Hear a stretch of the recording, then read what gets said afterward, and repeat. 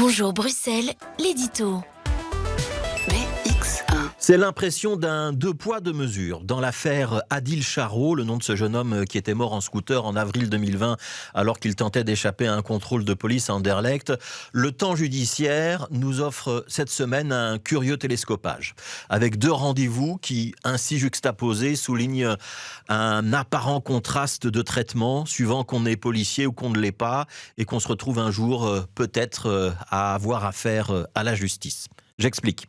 D'un côté, il y a la mort d'Adil. Le 10 avril, on était en plein confinement en 2020. Le jeune homme était à scooter. Il a tenté de se soustraire à un contrôle de police. Alors, avait-il quelque chose à se reprocher? Peut-être. En tout cas, il a essayé de semer ses poursuivants dans les petites rues d'Anderlecht, dans son quartier. La course-poursuite s'est finalement terminée quai de l'Industrie avec un frontal contre une voiture de police qui arrivait en sens inverse, alors qu'Adil, lui, tentait de doubler une camionnette. Le jeune homme est mort sur le coup.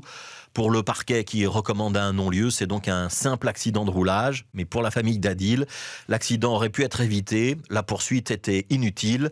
Alors faut-il renvoyer ou pas les policiers devant un tribunal? C'est tout l'enjeu des débats qui vont avoir lieu en chambre du Conseil aujourd'hui.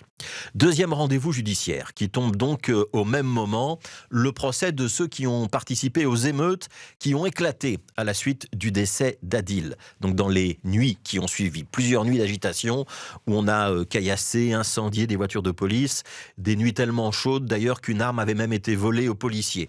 Ici, on n'en est plus à la chambre du Conseil. L'instruction a été bouclée rapidement. On a identifié les auteurs grâce aux images de vidéosurveillance, même si certains contestent toujours leur participation aux affrontements. Au total, 19 personnes poursuivies, la plupart du temps des jeunes. La procureure prononcera son réquisitoire aujourd'hui. Il n'est pas exclu qu'elle demande des peines de prison, probablement avec sursis. Alors évidemment, la justice fait son travail et on ne commande pas le travail de la justice. Et il est logique de punir ceux qui brûlent, cassent, s'en prennent aux policiers.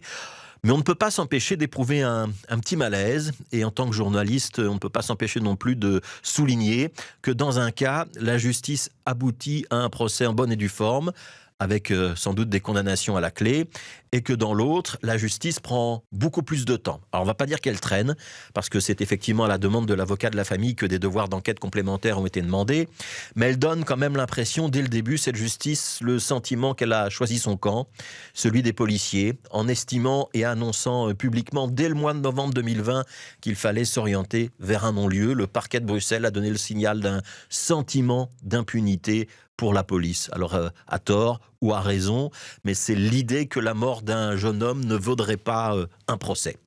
Que les méthodes des policiers, avec cette course-poursuite automobile, ces véhicules lancés à vive allure dans les rues de Bruxelles, alors que pas de délit apparent avait été commis, que tout ça, ça ne mérite pas d'être débattu en public. Alors bien sûr, c'est peut-être juste un accident, la mort d'Adil. On peut penser que les policiers n'avaient pas l'intention de le tuer. On doit même le penser, parce que l'inverse, ce serait dramatique. Mais en évitant à chaque fois d'aller au bout des questions, ne permettant pas d'enquête approfondie, de débats contradictoires, de plaidoiries d'avocats, la justice donne le sentiment que la police n'a finalement jamais rien à se reprocher.